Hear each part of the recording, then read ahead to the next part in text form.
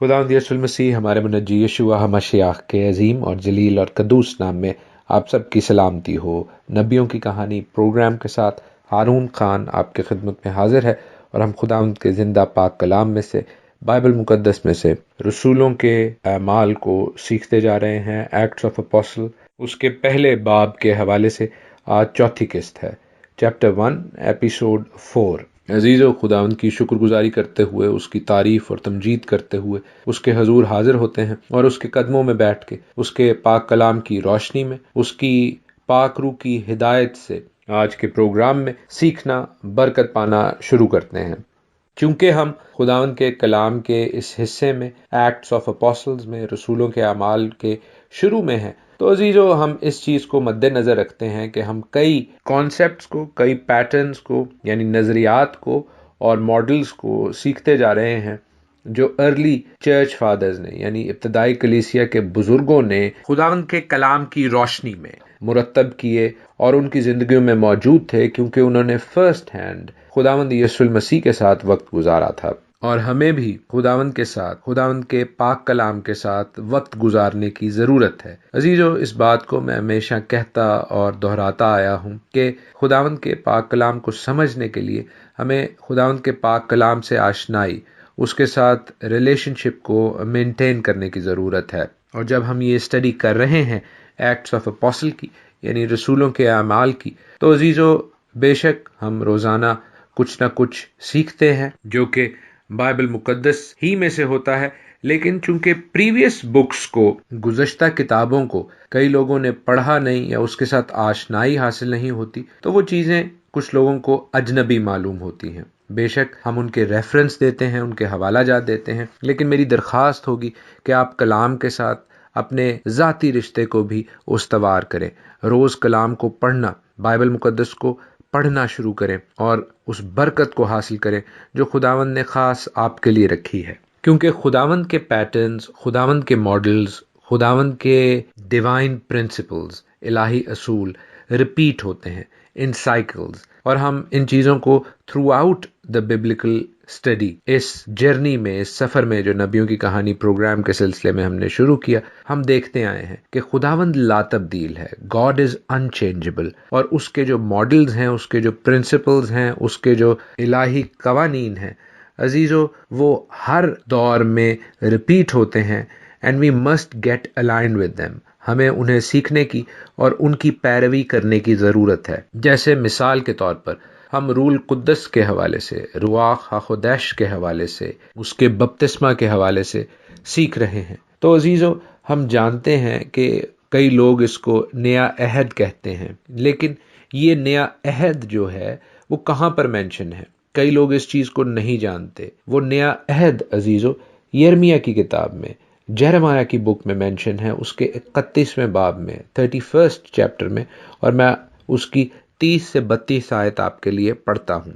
देख, वो दिन आते हैं, खुदावंद फरमाता है, जब मैं इस्राएल के घराने और यहूदा के घराने के साथ नया अहद बांधूंगा, उस अहद के मुताबिक नहीं जो मैंने उनके बाप दादा से किया जब मैंने उनकी दस्तगीरी की ताकि उनको मुल्क मिस्र से निकाल लाऊं, और उन्होंने मेरे उस अहद को तोड़ा, गरचे मैं उनका मालिक था, खुदावंद फरमाता है। बल्कि ये वो अहद है जो मैं उन दिनों के बाद इस्राएल के घराने से बांधूंगा, खुदावंद फरमाता है। मैं अपनी शरीयत उनके बातन में रखूंगा और उनके दिल पर उसे लिखूंगा, और मैं उनका खुदा हूंगा और वो मेरे लोग होंगे। हालेलुया। अजीजो, जो लोग नए अहद के अंडर अपने आप को समझते हैं, वो इस हकीकत को भूल जाते हैं कि खुदावंद ये अहद जो है वो इसलिए बांध रहा है कि वो अपनी शरीयत को, अपनी तौरेत को लोगों के दिलों में रखना चाहता है, ताकि लोग उसको तोड़ ना सकें। क्योंकि इससे पहले के जो लोग थे उन्होंने उसकी शरीयत को तोड़ा मरोड़ा।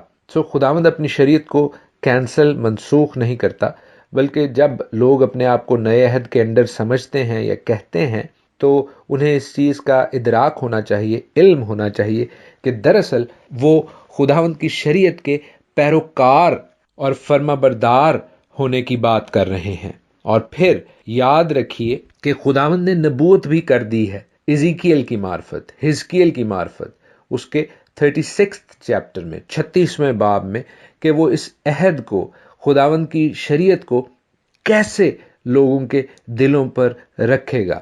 अजीजों, मेरे साथ निकालिए इज़ीकियल 36 और उसकी 26th and 27th वर्स। खुदावंद कहते हैं कि मैं तुमको नया दिल बख्शूंगा और नई रूह तुम्हारे बातिन में डालूंगा और तुम्हारे जिस्म में से संगीन दिल को निकाल डालूंगा और गोश्तीन दिल तुमको इनायत करूंगा और मैं अपनी रूह तुम्हारे बातिन में डालूंगा और तुमसे अपने आइन की पैरवी कराऊंगा और तुम मेरे अहकाम पर अमल करोगे और उनको बजा लाओगे।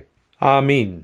अजीजों, खुदावंद की शुक्रगुजारी करते हैं कि खुदावंद जब ऐमाल की किताब में अपनी पाक रूह के हवाले से, उसके बपतिस्मा के हवाले से बात कर रहे हैं, तो दरअसल वो उसी नए अहद की और अपने आइन और अहकाम को, अपनी शरीयत और अपनी तौरेत को लोगों के दिलों पर रखने की बात कर रहे हैं। कल प्रोग्राम के आखिर में मैंने यही दुआ भी की और रिक्वेस्ट भी की कि खुदावंद आपके दिलों पर खड़ा खटखटा रहा है।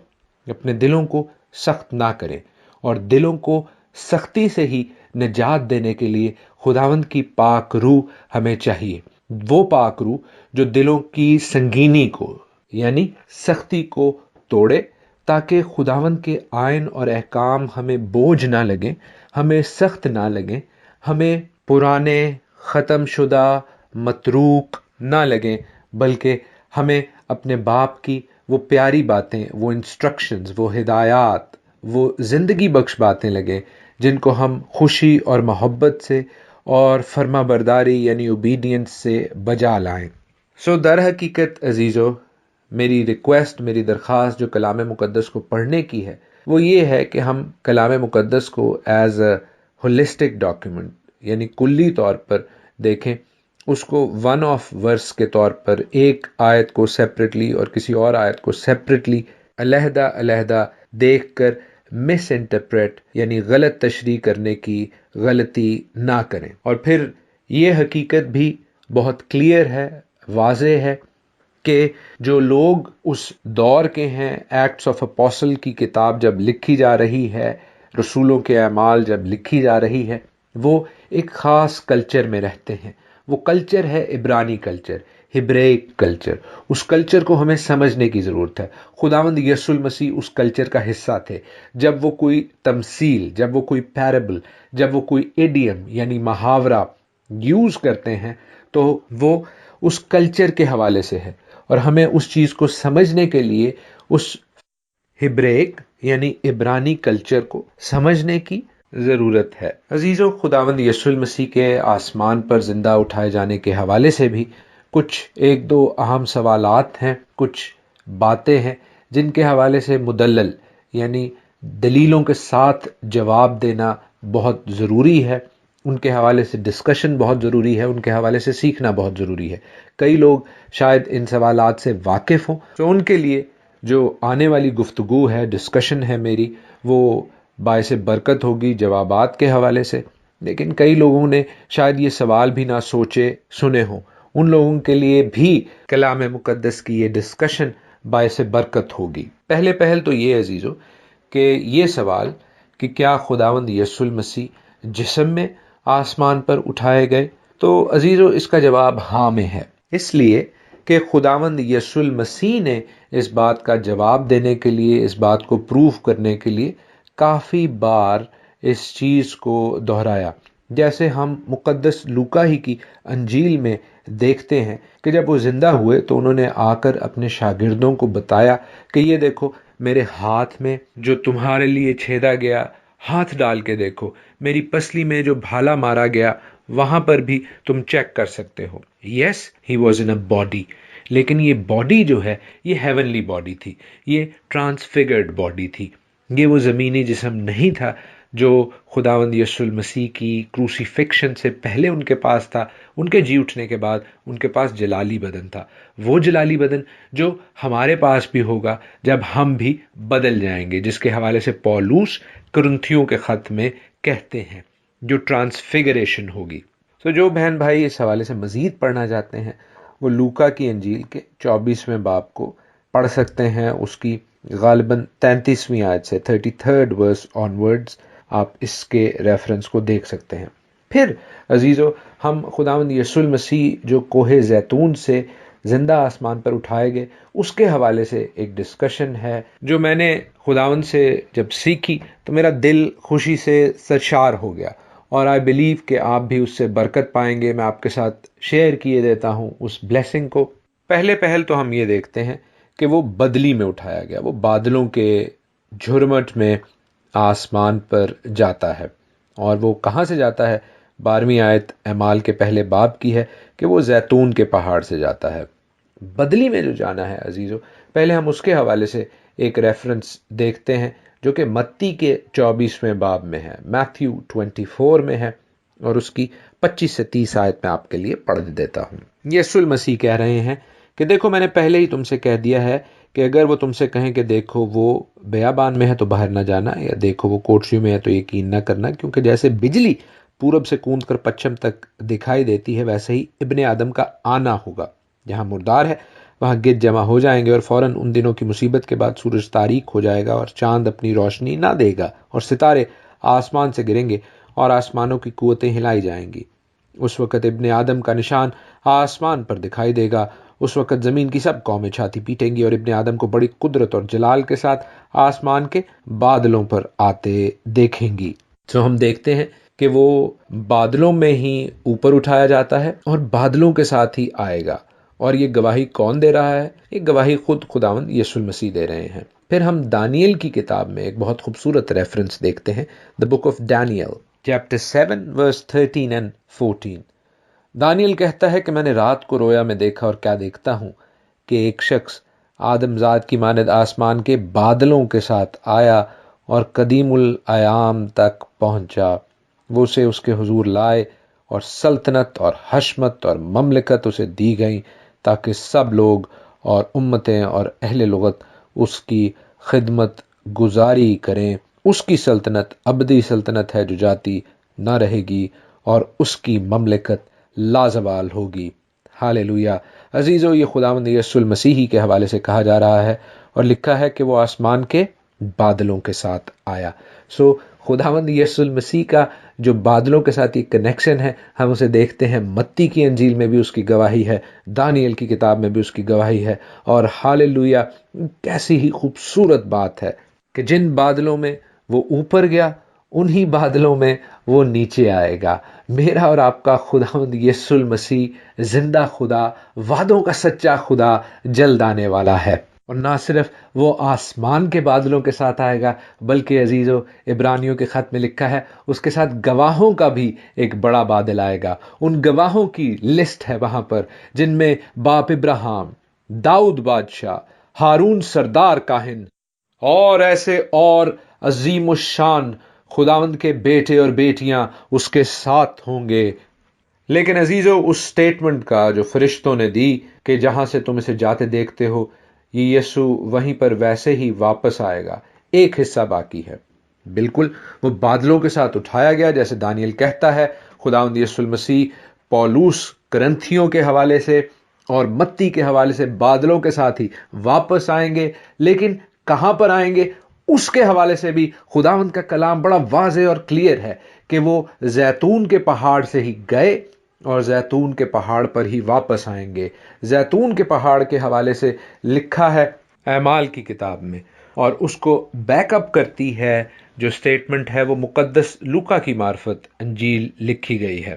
مقدس لوکا اس کا 24واں باب اور 50ویں آیت سے آگے کہ پھر وہ انہیں بیت عنیہ کے سامنے تک باہر لے گیا اور اپنے ہاتھ اٹھا کر انہیں برکت دی۔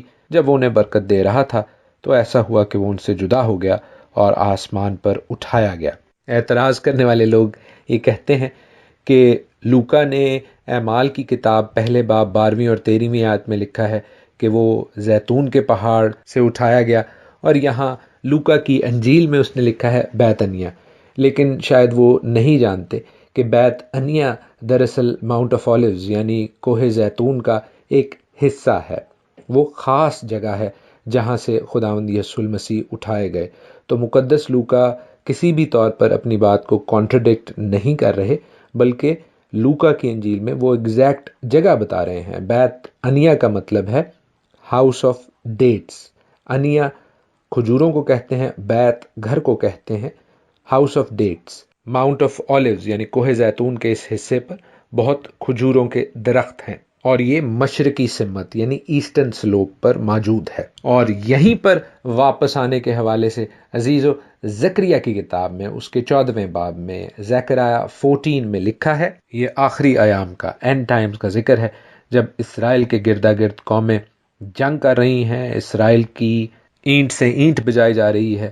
لکھا ہے کہ یروشلم سے جنگ کریں گے جو یروشلم کے، اسرائیل کے، خدا کے مخالفین ہیں، شہر لے لیا جائے گا، گھر لوٹے جائیں گے، عورتیں بے حرمت کی جائیں گی، اور آدھا شہر اسیری میں جائے گا، لیکن باقی لوگ شہر ہی میں ہوں گے۔ تب خداوند خروج کرے گا، تب خداوند آئے گا اور ان قوموں سے لڑے گا جیسے جنگ کے دن لڑتا تھا، اور اس روز وہ کوہ زیتون پر جو یروشلم کے مشرق میں واقع ہے کھڑا ہوگا، اور کوہ زیتون بیچ سے پھٹ جائے گا اور اس کے مشرق سے مغرب تک ایک بڑی وادی ہو جائے گی۔ عزیزو، خداوند کا کلام سچا اور برحق ہے، جیسا ان دو فرشتوں نے اعمال کی کتاب میں کہا کہ جس جگہ سے تم اسے جاتے دیکھتے ہو وہیں پر، اور ویسے ہی وہ واپس آئے گا۔ عزیزو، ہم نے آج خداوند کے کلام میں سے سیکھا کہ واقعی خداوند کا کلام ایسا ہی کہتا ہے، اس کے ماڈلز، اس کے پیٹرنز، اس کے الہی پرنسپلز، ڈیوائن پرنسپلز لا تبدیل اور انچینجبل ہیں۔ آئیں اپنے دلوں کو، اپنی زندگیوں کو اپنے آنے والے منجی یسوع المسیح کی آمد ثانی کے لیے، سیکنڈ کمنگ کے لیے تیار کریں، اپنے دلوں کی سختی کو، سنگینی کو ختم کریں، پاک روح کو لیں، تاکہ پاک روح سے خداوند کے آئین، احکام، اس کی شریعت توریت ہمارے دلوں پر لکھی ہو، اور ہم خوشی سے اور عاجزی سے اور محبت سے اپنے باپ کے فرما بردار اور اوبیڈینٹ ہو۔ خداوند آپ سب کے ساتھ ہو، آمین۔